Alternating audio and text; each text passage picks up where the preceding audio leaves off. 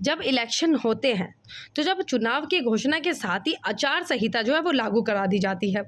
ठीक है। तो उसके बाद जो नेता होते हैं उन पर कई तरीके की पाबंदियां भी लग जाती है और आचार संहिता लागू होने के तुरंत बाद कोई सांसद या मंत्री किसी भी तरह से सरकारी सुविधाओं का लाभ नहीं उठा सकते। और क्योंकि चुनावी माहौल में वो महज एक प्रत्याशी होता है और कुछ भी नहीं, वो सिर्फ एक प्रत्याशी जो है वो एक बनकर रह जाता है। तो लेकिन ऐसा पहले क्यों हुआ था कि जो सबसे बड़े नेता जवाहरलाल नेहरू हैं, उन्होंने क्यों सुविधाओं का जो है वो लाभ उठाया था और उन्होंने जवाहरलाल नेहरू को विमान से चुनाव प्रचार करने के लिए इजाज़त किसने दी थी? तो ये एक क्वेश्चन लोगों के मन में है कि भाई जब सभी चीज़ों पे पाबंदी लगाई जाती है, वो सिर्फ एक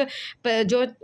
इलेक्शन जो लड़ता है, जो चुनाव वो होता है, प्रत्याशी होता है, वो सिर्फ एक प्रत्याशी ही बनकर रह जाता है, उसके सभी तरीके की सुविधाएं उसके लिए बंद कर दी जाती है। तो ऐसा क्यों हुआ था? तो आइए हम इस चीज़ को पढ़ते हैं।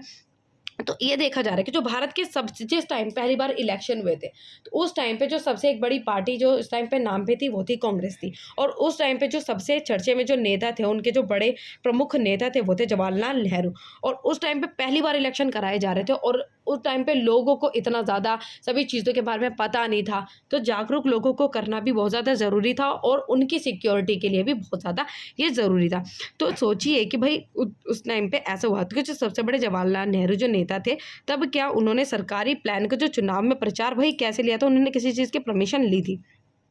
तो ऐसे में उन्होंने केवल खुद चुनाव लड़ना था, बल्कि पूरे देश में पार्टी के लिए प्रचार करना भी था। तो जब लोगों को पता नहीं था और पहली बार इलेक्शन हो रहे थे, तो उनको सिर्फ चुनाव नहीं जीतना था, उनको पूरे लोगों को चुनाव में लेकर आना था, उनको पूरे लोगों को सबको चुनाव मतलब उनमें पार्टिसिपेट करवाना था और बल्कि पूरे देश में पार्टी के लिए प्रचार कराना था। ये आज़ाद भारत का पहला चुनाव था और लोगों में जो जवाहरलाल नेहरू थे वो एक ज़बरदस्त मतलब नेता थे और उनका एक इमेज बहुत ही अच्छी थी और ये था कि भाई वो एक नेता हैं और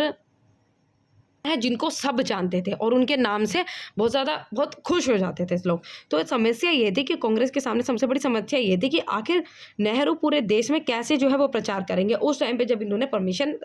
मतलब उसकी प्रमाण की नहीं ली थी। तो क्योंकि उस दौर में दुनिया में कई बड़े नेताओं की हत्या जो है वो हो चुकी थी, तो प्राइवेसी का भी और सिक्योरिटी का भी बहुत ज़्यादा ये था कि भाई जो नेता है, इतने प्रमुख नेता हैं, उनकी सेफ्टी सुरक्षा बहुत ज़्यादा ज़रूरी है। तो वैसे तो प्रधानमंत्री को भारतीय वायुसेना का हेलीकॉप्टर मिलता ही है, लेकिन नेहरू जी जो है वो नहीं चाहते थे कि वो चुनाव प्रचार में इसका इस्तेमाल करें, क्योंकि इससे कई तरीके के सवाल खड़े हो जाते थे।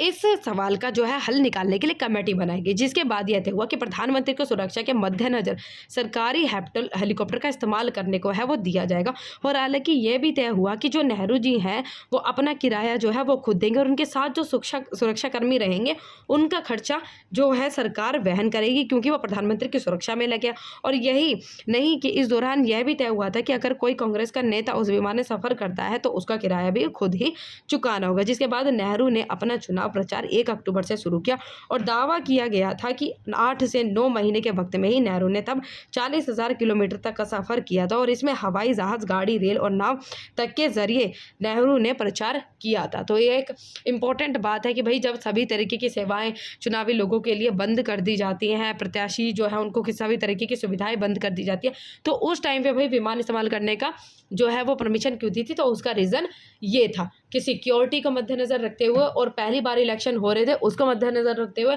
और कि इतने बड़े लोग, इतने सारे लोगों को इन सब चीज़ की इन्फॉर्मेशन प्रचार करना बहुत ज़्यादा ज़रूरी था और किस तरह के हिसाब से प्रचार जो है वो किया जा सकता है, इस वजह से उनको विमान की परमिशन दी गई थी। और पर लेकिन उनका जो खर्चा भी उन्होंने खुद ही उठाया था। तो